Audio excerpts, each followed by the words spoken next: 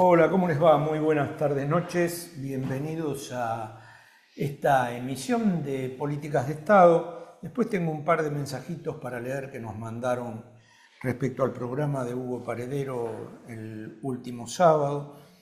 Y, en fin, una semana donde hablamos poco de este Bueno, muchacho Cuellar, sí, el sí. que Me suena. le suena. Bueno, yo, viste, cada vez que pasa el tiempo me convenzo más que no tienen límites, ¿no? Ni de un lado ni del otro, porque este arrancó del otro lado Sí, claro. y pegó una voltereta en el aire, se hizo macrista, después se hizo mileísta. Sí, en realidad creo que pegó el salto, no recuerdo precisamente, te digo, del bloque del Frente de Todos pasó directamente a la Pasó Libertad, a directamente. Libertad Avanza. Sí, me parece que lo tentaron ahí con un grupito de... Viste que un grupito de gente que necesitaba llenar las alforjas. Este, No, pero cuando llega la Libertad Avanza, Milei, digo esto de que me parece Decirle a la interesante gente, ¿no? para enterarse. Eran muy poquitos, tanto en diputados como en el Senado, y fueron estableciendo algunos acuerdos. Parece que con este Cuellar lograron un acuerdo rápidamente, le ofrecieron comisiones, pero presidir comisiones, no entienda mal. No, pero aparte, si no tomamos un poco en joda, realmente es como... No, da ganas de llorar, es ¿no? como Más vale para... tomarla en joda para... Pero vos sabés que es tan bizarro todo, porque... Sí, porque aparte, este Cuellar es simplemente como el corcho que flota de un mal que hay en las profundidades, ¿no? Sí, la corrupción. La corrupción que acompaña la política, la corrupción que acompaña el mundo empresarial, la corrupción me parece es un mal no necesario, es un mal que necesitamos erradicar de la política argentina. Mira, yo en todos lados donde estos días me ha tocado estar y hablar, yo me asumo como político. Ahora, la verdad, con estos tipos no tengo un carajo que ver. Acá hay políticos que cambian su posición por dos monedas o por una conveniencia de cargo o por vaya a saber qué, y hay otros que mantienen convicciones. Ahora, por los 4, 10, 15, 20 hijos de su madre, terminan jodiendo toda la política, el descrédito, ese divorcio y que terminemos votando un tipo que dice que viene con la motosierra y que va a hacer mierda todo. Bueno, algo de eso dijiste el programa pasado, ¿no? Pero yo me quedé pensando en algo, digamos, en algo que creo que va por abajo de eso todavía, porque alguien me comentó, no sé si en el club, que tiene relaciones no precisamente con el mundo de claro, sino con el mundo oscuro, ¿no? Me dijo, ¿y por qué no pensás? Me dice, si esto no lo pergeñó Macri. Entonces yo me quedé, le digo, ¿y por qué? Y si es un tiro por elevación Cuando salga este programa ya va a haber pasado la sesión del Senado, donde supuestamente se le va a dan trazar. salida, Sí, ahí hay. con los votos de Macri. Claro, por eso asocié lo que vos decías. Hasta hoy, que es miércoles, hoy es miércoles y grabamos anticipadamente, hasta hoy el macrismo dice, al igual que los legisladores del peronismo, de Unión por la Patria, dicen que hay que destituirlo, hay que sacarlo y hay que reemplazarlo. Ahí empieza la jodita esta, que la que lo reemplace es uno de la Cámara. La verdad no importa. Lo que importa es que un corrupto agarrado infragante con ese dinero que no puede justificar y Pero aparte todo trucho, la camioneta no sé qué tenía sí, que no podía. un montón de La multas, factura no sí, podía facturar sí, porque no estaba habilitado por no sé quién.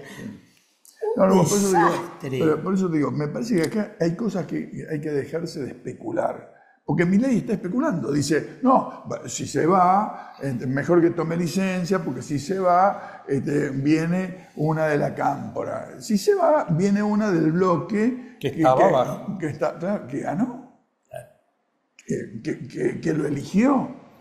Entonces, ¿qué tenemos que andar especulando con este tipo de cuestiones? Eso es, en todo caso, la casta. Eso es tratar de defender privilegios. Eso es tratar de preservar a los corruptos como inmaculados. El tipo se lo agarra infragante, afuera, viejo, afuera. Y tenemos que empezar a hablar claro en todas estas cosas. Sí, por otra parte, bueno, estuvo el discurso del presidente, que demuestra una vez más que vive en Disney, que realmente, vos también dijiste los otros días algo, que bueno, yo no estaba demasiado de acuerdo, pero por ahí termino dándote la derecha, que es que todavía tiene gente, el 50 al 40. Sí, no importa, hay una parte de la población claro, que lo soporta, que te dice, bueno, pero no hay más inflación.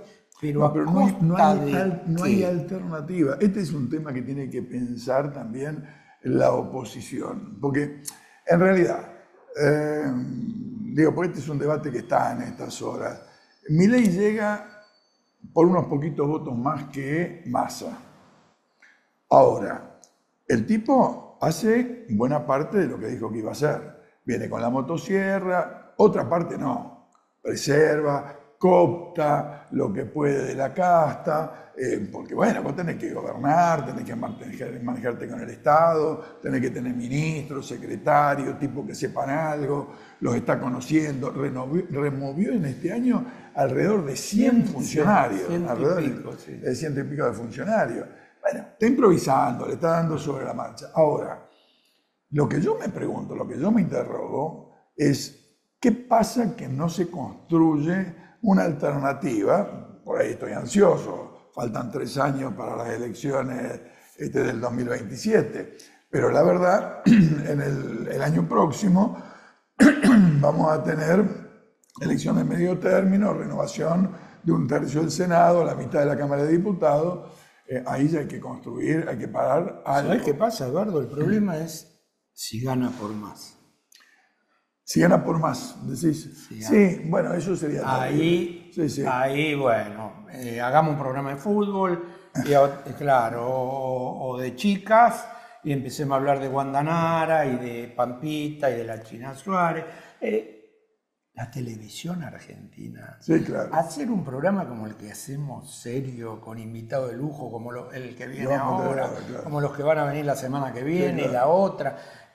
Realmente me parece un espanto. Bueno, pero también es un poco la saturación de la gente. La estamos pasando tan mal, porque yo digo, esto que voy a decir, vive en un país que es Disney, el presidente. Ahora, la vida diaria de la mayoría popular, de aquel que tiene un laburo precario o que tiene un laburo con sueldo ajustado, es difícil. Para el pequeño y mediano productor es difícil, para el pequeño y mediano comerciante es difícil. Entonces, yo digo, esa gente, si no tiene una alternativa política, si no tiene una propuesta distinta, si no puede imaginarse que hay alguien o un grupo o un partido o un frente que esté pensando cómo construir una Argentina mejor, y termina haciendo programas de pasatismo, porque si no se tiene que suicidar, ¿no?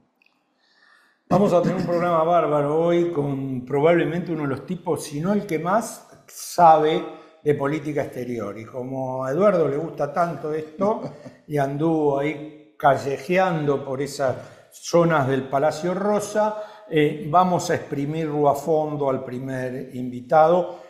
Y con usted, esta es la lástima de no tenerlo en vivo el programa, porque entonces la gente entraría y preguntaría. Pero bueno, vamos a hacer lo que podemos, no el primer invitado, el único, porque todo diciembre lo hacemos con un invitado solo o con dos, pero en un solo programa.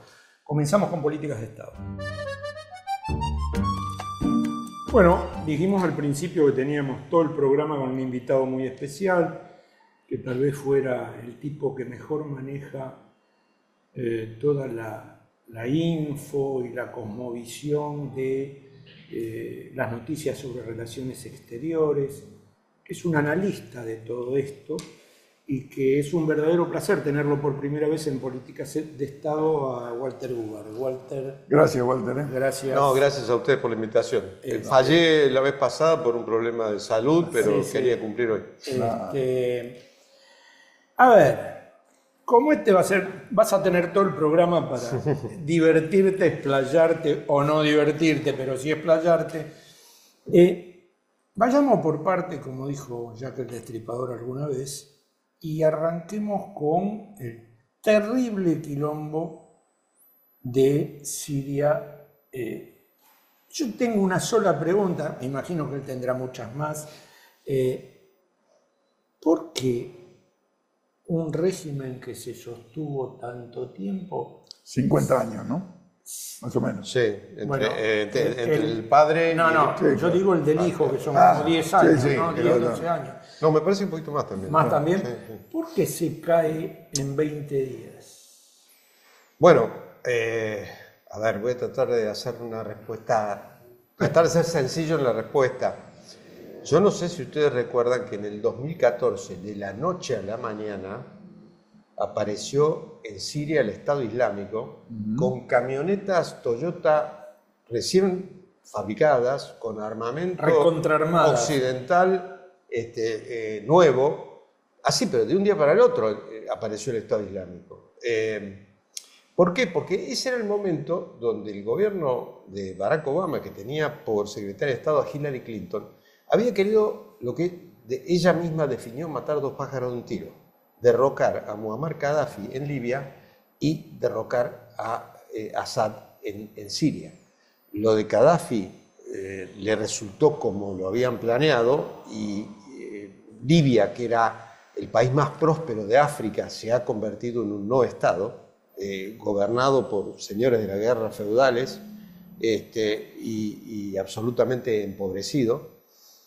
Es una villa miseria. Exactamente. Pasó de ser eso, como te decía, el país más próspero de África a ser una villa miseria. Entre otras cosas porque en aquel momento Gaddafi tenía un plan que tiene algo que ver con lo que está pasando ahora también, porque Gaddafi había amenazado con empezar a comerciar en oro como alternativa al dólar. Digo, porque tiene algo que ver con lo que pasa ahora, con la idea de salirse del dólar. Se murió. Pero, claro... no murieron, va. Eso te iba a decir, murieron.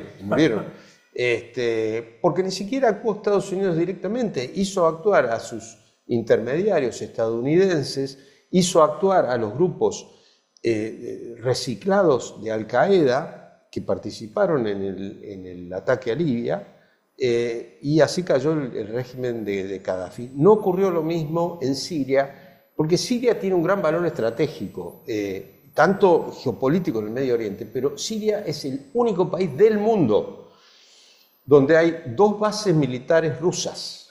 La base de Tartus, que es una base naval, y una base aérea. Con lo cual, en algún momento también recordarán,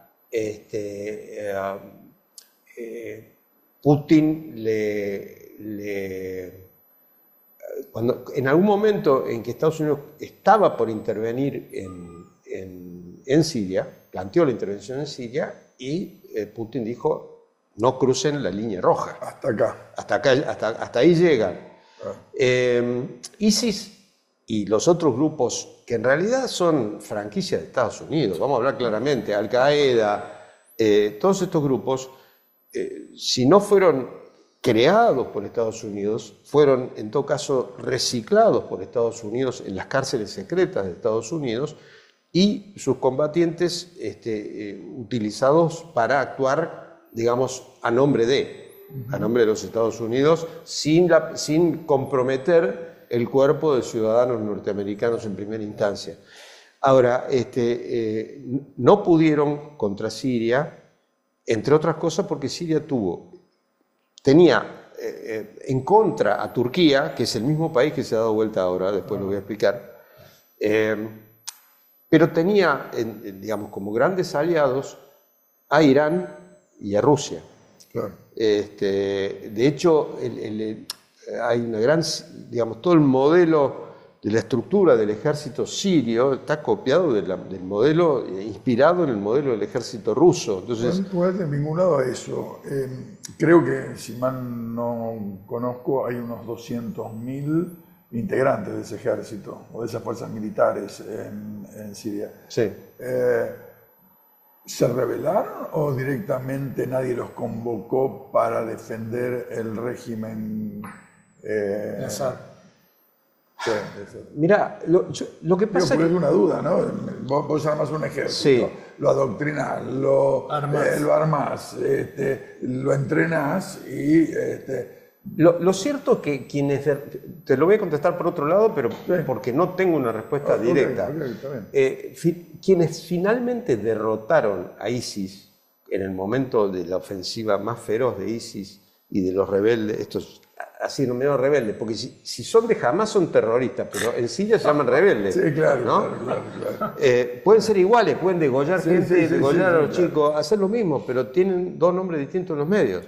Amigo o enemigo depende. Exacto. Te decía que en el momento más álgido de la ofensiva de ISIS en contra del gobierno de Assad, quienes pusieron el cuerpo, literalmente hablando, y derrotaron a ISIS, no fue el ejército sirio, fue Hezbollah, la milicia libanesa, fue la Guardia Revolucionaria iraní y tropas rusas, tropas de élite rusas. Con lo cual, yo creo que esto también terminó, no sé si achanchando al ejército sirio, pero digamos, se convirtió más en una cuestión emblemática del poder que otra cosa. Hay que recordar, yo tuve algún grado de participación, hubo también un intento de un hermano del presidente que intentó un golpe de Estado con mercenarios y fracasó.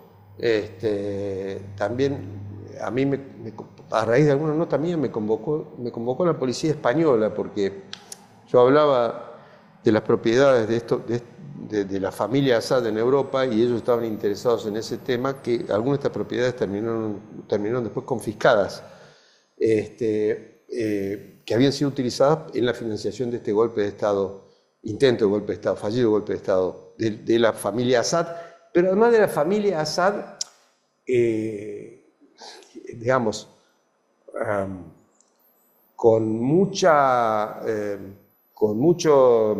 financiación y mucho protagonismo por parte de los servicios secretos británicos. A los argentinos, como algo muy lejano, como nosotros tenemos una colonia siria, básicamente en el interior, en el norte del país, me parece que hay un poco más, pero se vivencia como algo lejano y sin embargo me parece que puede ser un conflicto, parecería que se va encaminando más allá del gusto de cada uno, digamos, en el tema, pero es un centro de conflicto muy importante en Medio Oriente. Sí, ¿no? yo lo que creo que cada vez más, esto no lo digo porque yo soy un apasionado de los temas internacionales, creo que es una realidad, que cada vez más cosas que pasan en la otra punta del planeta nos terminan afectando más directamente que antes y más rápido que antes. Comparto con vos. Decime, ¿cómo juega Ucrania? Perdóname, quería completar lo que me preguntaba Eduardo. Yo creo que lo de Siria hay que verlo en el contexto de una guerra por gasoductos. Hay que recordar que en el contexto de la guerra Rusia-Ucrania, a la cual vos ibas a aludir, la OTAN, utilizando fuerzas tácticas noruegas y de otros países, volaron el gasoducto Nord Stream. Ese gasoducto proveía de gas a Europa y era la llave de entrada de Putin en Europa. ¿Por qué? Porque los europeos tenían gas muy barato por una tubería que llegaba directamente, y cuando Estados Unidos percibió que empezaba a debilitarse la moral europea en el soporte a Ucrania, la OTAN decidió volar este gasoducto. En ese contexto, Europa hoy está pagando el doble o el triple por la energía que lo que se está pagando en Estados Unidos. Están cayendo empresas, pero digamos, o con serias dificultades digamos, las empresas emblemáticas de Alemania, Sí, claro. Volkswagen, la famosa fusión de Bayer con Monsanto. Bueno, hay una serie de empresas que digamos, no están pudiendo, están dejando de producir en Alemania y están trasladando sus producciones a otros países por el costo energético. Sí, no hablemos de la calefacción. Eso es muy importante, una digresión nomás. El tema del mundo global que estamos viviendo no es simplemente una construcción teórica, No. es un problema concreto que repercute en esto, y Argentina no siempre está alerta también para aprovechar circunstancias, coyunturas, teniendo en cuenta a veces la capacidad complementaria de abastecer necesidades, ¿no? No, seguro. Bueno, y lo hemos demostrado con los temas vinculados al gasoducto Néstor Kirchner, Claro, por ejemplo. Todo lo que se demoró también en construirlo y demás, ¿no? Exactamente, pero vuelvo para tratar de redondear la idea de la guerra de los gasoductos. Tanto el ataque israelí contra la Franja de Gaza, sacando, digamos, o poniendo a un costado el primer ataque por parte de Hamas, también se produce en un contexto en el que en las costas de la Franja de Gaza se ha descubierto gas. Y también hay varios países de la región que, digamos, el gas es el nuevo petróleo, o la alternativa al petróleo de muchos de estos países que han sido productores de petróleo o de gas. Sí. Y Siria es el punto de paso de ese gasoducto. Acá hay intereses de Arabia Saudita, hay intereses de Turquía, que es el país que se dio vuelta y, entre comillas, traicionó a Assad.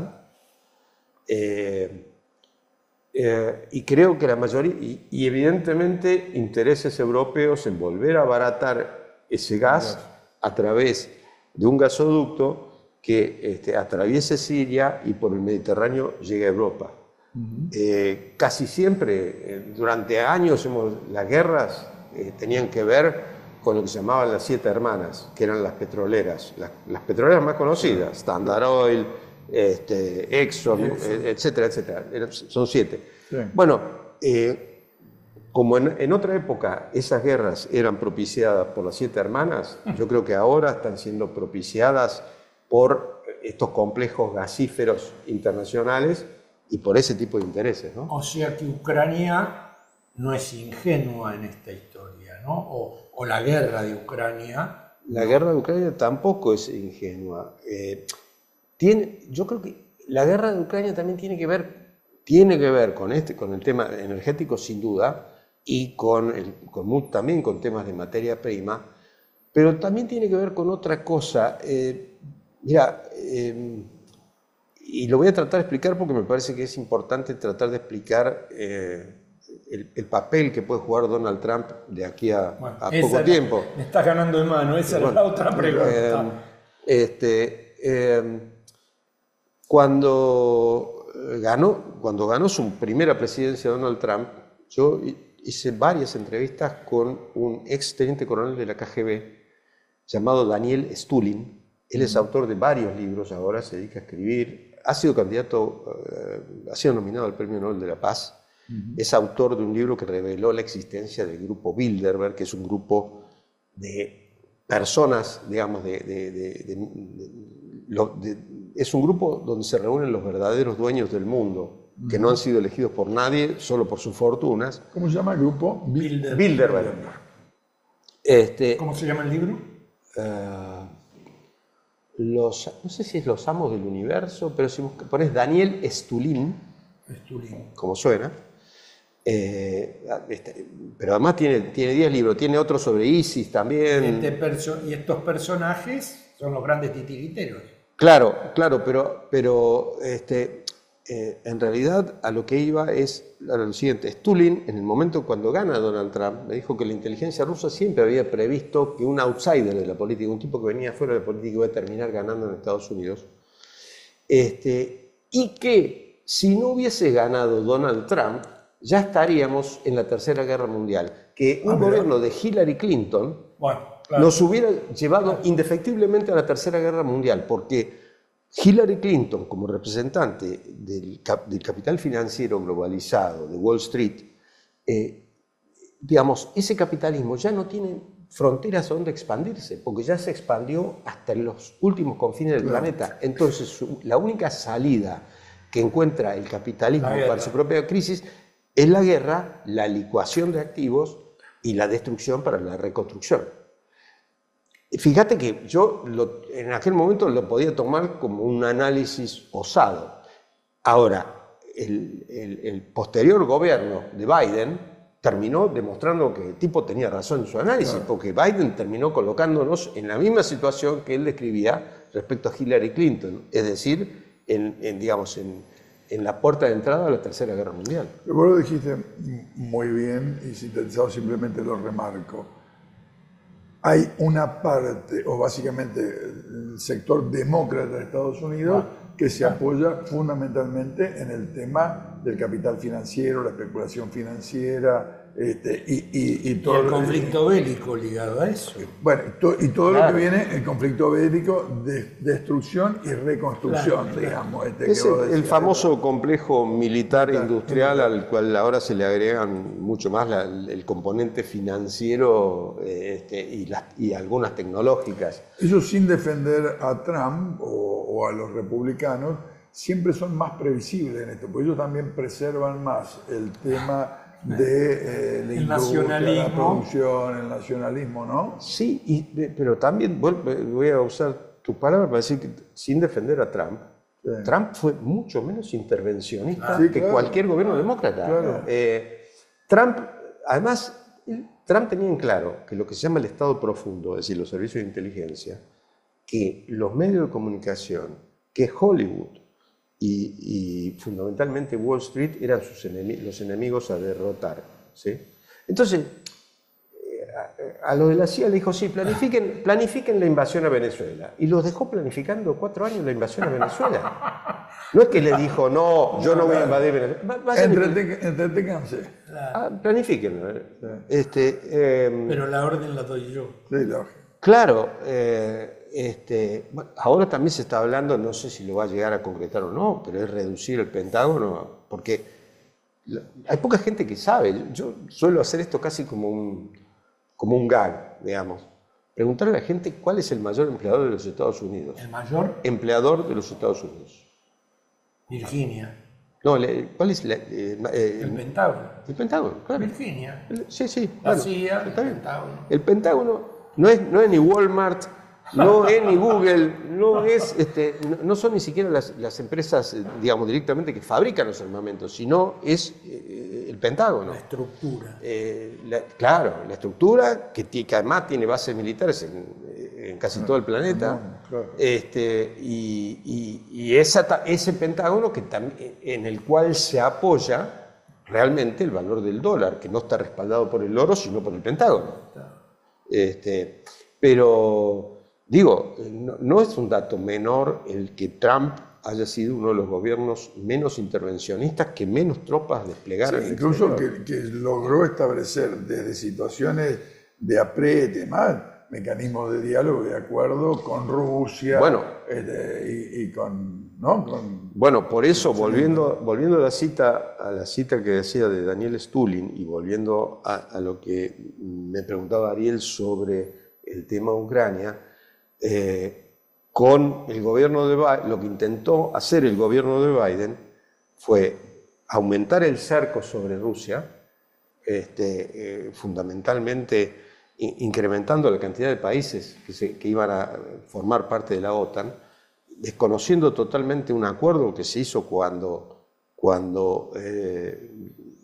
se derrumbó la Unión Soviética y se disolvió el Pacto de Varsovia. El Pacto de Varsovia era el equivalente a la OTAN, sí, claro, por el lado de los países prosoviéticos del este. Fue creciendo el número de países miembros de la OTAN y también, de alguna manera, armando un cinturón que constituye un cerco para Rusia. Esto fue lo que, además, digamos, fue Estados Unidos, sin lugar a duda, el que propició también en el 2014 el derrocamiento de un gobierno que tenía ciertas simpatías prorrusas en Ucrania. Esto fue una de las famosas revoluciones de colores de aquella época. Y desde entonces digamos, comenzó esta ofensiva que también se enmarca en este contexto de la agresión de los demócratas, la política agresiva, internacional agresiva de los demócratas frente a la opción republicana, ¿no? Ahora, se suponía que los agresores eran los republicanos, pero todos los golpes militares en Latinoamérica fueron fogoneados por las administraciones demócratas. Sí, sí. Y incluso, no sé, ¿el hijo o Biden tenían fábrica de armamentos? ¿O estaban ligados a la industria de las armas?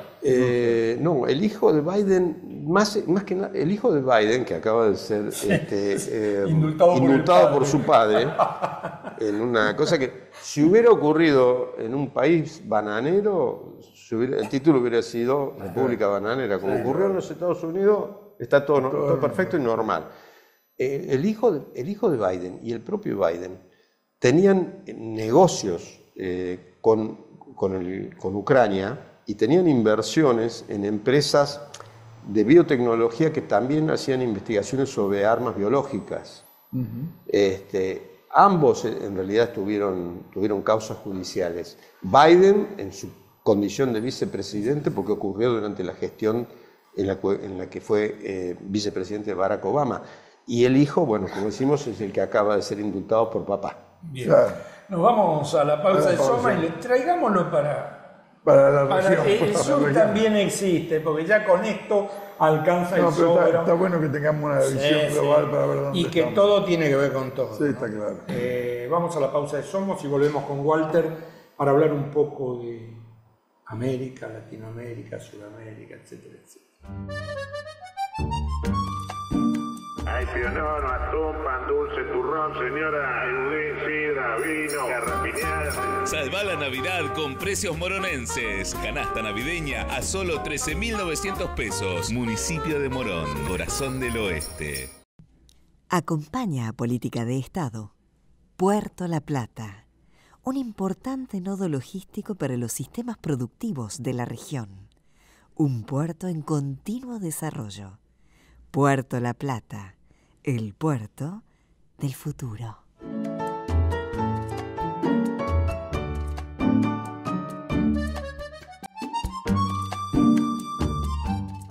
Bueno, venimos de Oriente, de la guerra Ucrania.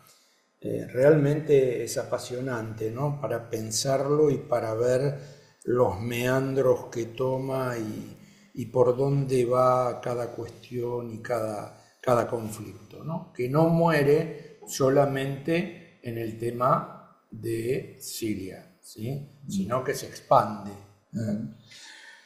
Latinoamérica, Argentina, el peor Ministerio de Relaciones Exteriores de la historia.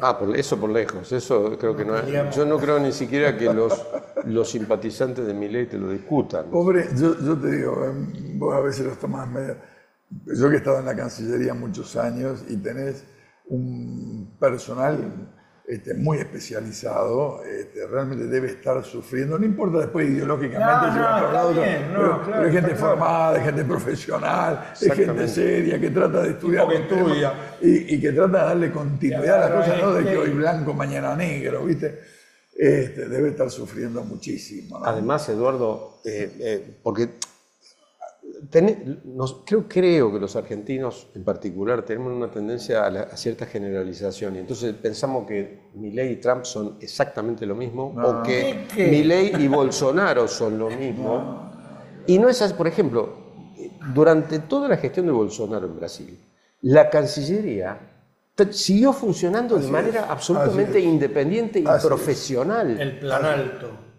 Claro, digamos... pero yo diría que en la Argentina, incluso, disculpame porque a mí me tocó esa, durante Néstor y Cristina había en todo caso una orientación política a lo que se quería, pero no es que se desconocía. Yo siempre cuento esta anécdota. Yo tenía, justamente en estas horas ha hablado Milei del tema, yo tenía cuando llegué una secretaria en la carrera diplomática, que seguía la cuestión del ALCA. Y ella me discutió durante un año, en todas las reuniones, por qué estaba bien lo del ALCA, hasta que terminó siendo mi jefa de gabinete. ¿Por qué? Porque una persona franca, que te discute en forma directa, que tiene fundamento, que es seria, vos decís, es una persona confiable, aunque no compartas muchas de las cuestiones de carácter ideológico, pero también tuvo capacidad de pensar, rectificar, de encontrar... Y ese tipo de cuestiones tuvieron continuidad, pero tuvieron con Macri en alguna medida también. Lo que me parece que están desconcertados en esta era Milei, ¿no? Claro, porque, digamos, en Brasil, si hacía falta, alguno de los grandes empresarios de Sao Paulo levantaba el teléfono a Bolsonaro y decía, cortala con la mujer de Macron o cortala con, digamos, con el tema que fuera, digamos, cuando se metía en temas internacionales que afectaban los intereses de Brasil, decían, no, con ese tipo de rollo no te metas. Acá esa red de contención pareciera no existir, y digamos, estamos perdiendo la capacidad de asombro, ¿no? Sí. Porque... Sí, yo veo con cierta sorpresa, por ejemplo, yo estuve en las negociaciones de Unión Europea, el ALCA y demás. Los empresarios venían mucho por la Cancillería y trataban de defender la posibilidad de desarrollo de sus producciones, de sus sistemas productivos, pero no con un criterio mediocre, sino hay desigualdades objetivas, a veces en inversiones, en tamaño de producción, entre las grandes economías desarrolladas y una economía en desarrollo como la Argentina. Entonces, los tipos venían a discutir esto. Digo, esto vinculado a las negociaciones comerciales. Yo te digo, el ALCA se cae por un acuerdo político en la reunión de Mar del Plata en el 85, entre Lula, Chávez, Kirchner. 2005. 2005, no sé qué dije. 85. Ah, no, 2005, perdón. Y se cae por eso, pero también porque había un sector empresarial y de trabajadores más que pensaban que no les convenía. Claro. No es solamente una ocurrencia, se conjugan factores, eso es lo que yo quiero decir, se conjugan factores, no es simplemente antojos de la política o orientaciones ideológicas.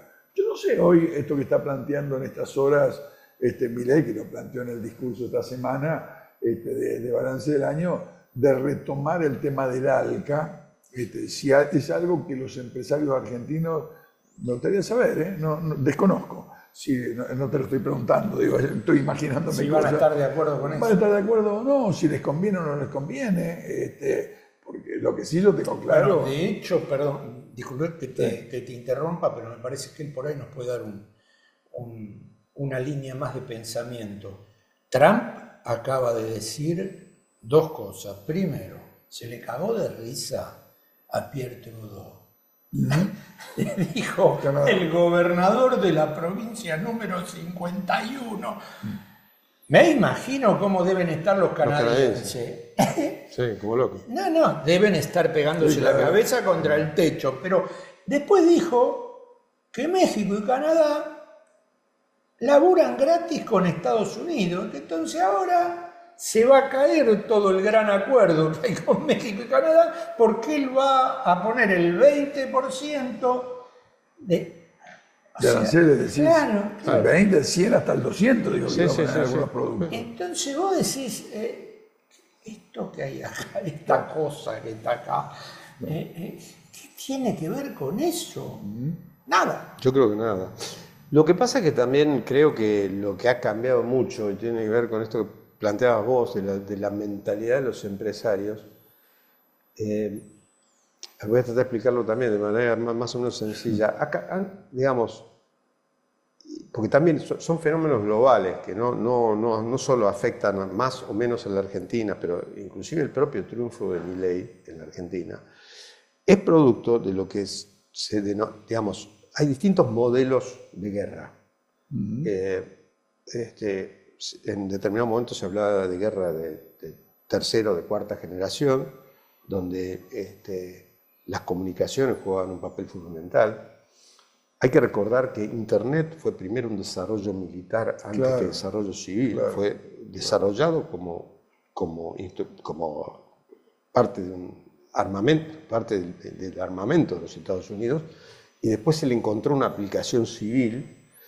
Y esa aplicación civil también tiene mucho que ver con lo que ahora se denomina la guerra cognitiva, donde de alguna manera cada uno de nosotros está siendo sometido a un bombardeo mediático y fundamentalmente de redes sociales, en el cual uno termina comportándose según la teoría del Pentágono, la teoría que se denomina teoría del rebaño, donde cada uno de los miembros de ese rebaño actúa colectivamente, pero buscando a sus pares, a sus similares, y enfrentados con los otros rebaños, pero fundamentalmente con un concepto de mucha sujeción del rebaño hacia aquel que ejerce el liderazgo. Porque si no, yo me autodefino, me autopercibo como que mi formación política comenzó yo soy cordobés, comenzó en el Cordobazo en el año 69, digamos. Claro. Ese fue el hecho que a mí me cambió la cabeza. Claro. Entonces, para un tipo como yo, nos cuesta creer cómo ha pasado un año de Milei con tan poca reacción social, y reacción social, digamos, a nivel de masas, pero fundamentalmente a nivel de la dirigencia política, claro, de la dirigencia sindical y de la dirigencia empresarial también. Ni que hubieras estado espiando, lo hablamos en la introducción, en la editorial, hablamos precisamente de la no reacción. Claro. Es un problema serio el que tenemos, porque en realidad hay un gran descrédito y un gran enojo de la sociedad con una parte de la política tradicional. Y Milei viene a ocupar ese espacio de la transgresión.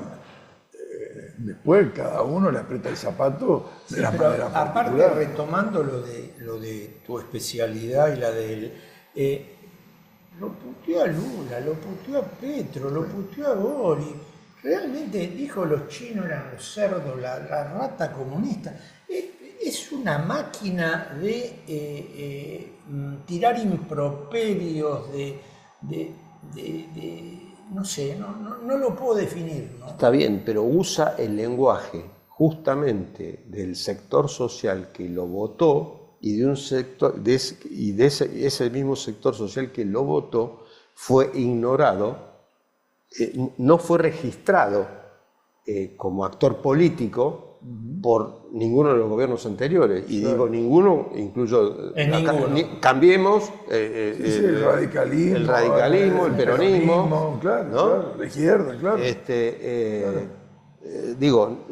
Creo que si no hay forma de explicarlo. Si no, digamos, estamos en una situación simplemente de un caso psiquiátrico, y me parece que es algo. Hay algo que la política no registró y que Milei, no sé si Milei como individuo o quienes están detrás de Milei, los verdaderos titiriteros, registraron.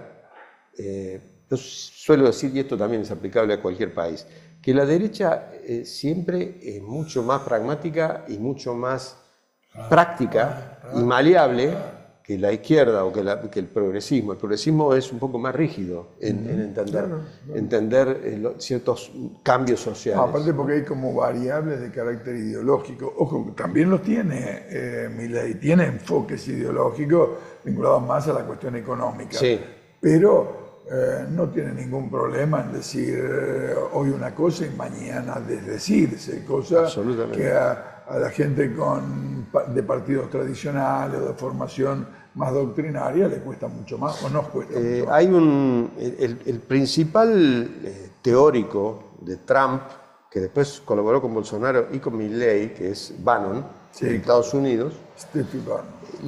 La teoría de Bannon se resume en la siguiente frase: hay que llenar las redes sociales de mierda, ¿sí? Inundar las redes sociales de mierda, y ese es el sustrato sobre el que después se pueden montar fenómenos como el de Milley, como el de Bolsonaro y el de Trump, salvando las diferencias entre esos tres modelos, porque para mí no son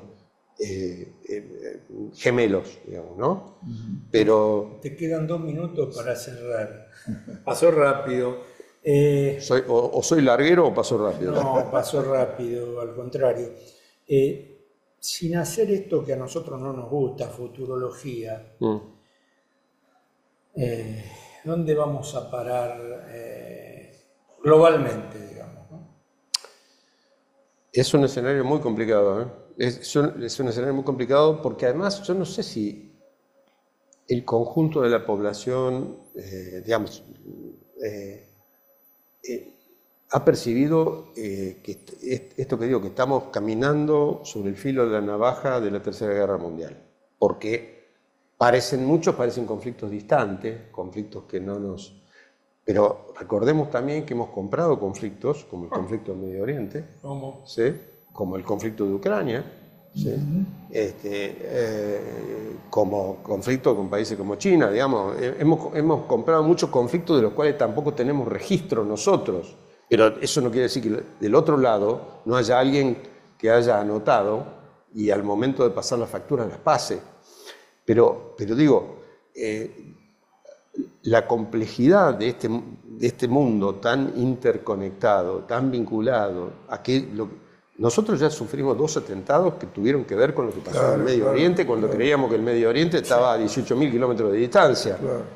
Pero Carlos Menem tuvo mucho que ver con esos 2 atentados por la postura que asumió frente a Israel, cosa que se está repitiendo, por ejemplo, ahora en este momento. Y donde hay muchos intereses israelíes en la Argentina, intereses desde la apropiación del agua a través de la empresa Mekorot, intereses en el entorno de Milei, inclusive en temas de inteligencia, de seguridad y naturalmente, como siempre, de armamento. Entonces, yo diría que son situaciones, momentos y periodos muy delicados de la historia. Nadie puede aventurar ni cuándo ni cómo puede desembocar la cantidad. Claro, no, es como que la mecha hay varias mechas prendidas. Claro, el problema es si explota. El problema es si explota. Ese es el... Bueno, Walter, gracias, la verdad es muy interesante. Una maravilla, te vamos a volver a invitar. Esperemos que no año próximo. Esperemos que no explote nada, ¿viste? No, por supuesto. Quisiera equivocarme. Por el bien de todos, incluido el psiquiátrico que nos gobierna. Quisiera equivocarme. Vamos al puerto y nos vamos. Y nos vamos. Y lo repetimos en enero, el programa del hombre, porque realmente valió la pena, ¿no? Sí. Puerto. El puerto, y nos reencontramos el sábado próximo. Nos reencontramos el sábado próximo con la destrucción del deporte en la Argentina, donde también el psiquiátrico tiene que ver, ¿sí? Gracias por permitirnos entrar en su casa. Canal 7, somos de Flow Cablevisión. 517 de Flow y por el canal de YouTube Política de Estado. El puerto y lo mejor para usted el fin de semana. Hola Ariel, hola Eduardo. Bueno, aquí estamos en los hermosos jardines de este Puerto La Plata, con el fondo de nuestros antiguos elementos ferroviarios. Y al frente ustedes no lo ven, pero tenemos el muelle histórico de un puerto y una ciudad planificada. En la última entrada les hablé de que había estado en China y las cuestiones que había visto allá inicialmente y que me resultaron reveladoras. Bueno, creo que algunas como revelaciones obvias, vamos a decir. Una de ellas es la gran compulsión que veo en esa sociedad por la planificación estratégica. Por empezar, ellos tienen muchísimos inconvenientes, son 1.400 millones de habitantes y hay muchísimos problemas para resolver. Pero yo encontré una sociedad pujante, una sociedad que está viendo cómo resolver esos problemas y planificando para hacerlo. Y planifica a lo grande. Encontré maravillas tecnológicas, encontré que estudian y se preocupan todo el tiempo por llegar a las cuestiones del límite de la ciencia. Y así encontré puertos autónomos que se manejan solos, con camiones autónomos, con grúas autónomas, y que de ese modo consiguen mover durante las 24 horas del día y los 365 días del año, día y noche, hasta 25 millones de contenedores en un solo puerto por año.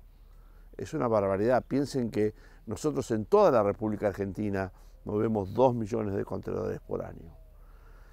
Y como si eso fuera poco, tienen la virtud de planificar de este modo. Shanghái es una ciudad enorme, de 50 millones de habitantes. Bueno, diseñaron una ciudad auxiliar. Pegado a Shanghái, una ciudad de aproximadamente 1 millón de habitantes. Esa ciudad tiene puerto, zona logística, industrias, universidades, educación, salud, entretenimiento, todo planificado para que la gente no tarde más de 15 minutos en moverse de un lugar a otro, a cualquier lado que quiera ir. Bueno, y eso lo han planificado desde cero. Casualmente, como ocurrió con esta localidad en donde estamos hoy, nada más que en el año 1882. Esta región también fue planificada en su momento, y fue planificada también para 1 millón de habitantes. Así que bueno, es un gran desafío recuperar esa mirada planificadora, recuperar esa mirada de visión estratégica, esa mirada que después termine convirtiéndose en política de Estado que supere los distintos cambios y movimientos políticos que se puedan dar y que haya una línea hacia un objetivo planeado. Bueno, en eso estamos, por eso el gobierno de Buenos Aires creó el Consejo para el Desarrollo Productivo Regional y por eso estamos revalorizando las virtudes que esta estación portuaria confiere para ser una plataforma para ese desarrollo. Así que bueno, seguiremos trabajando en ese sentido.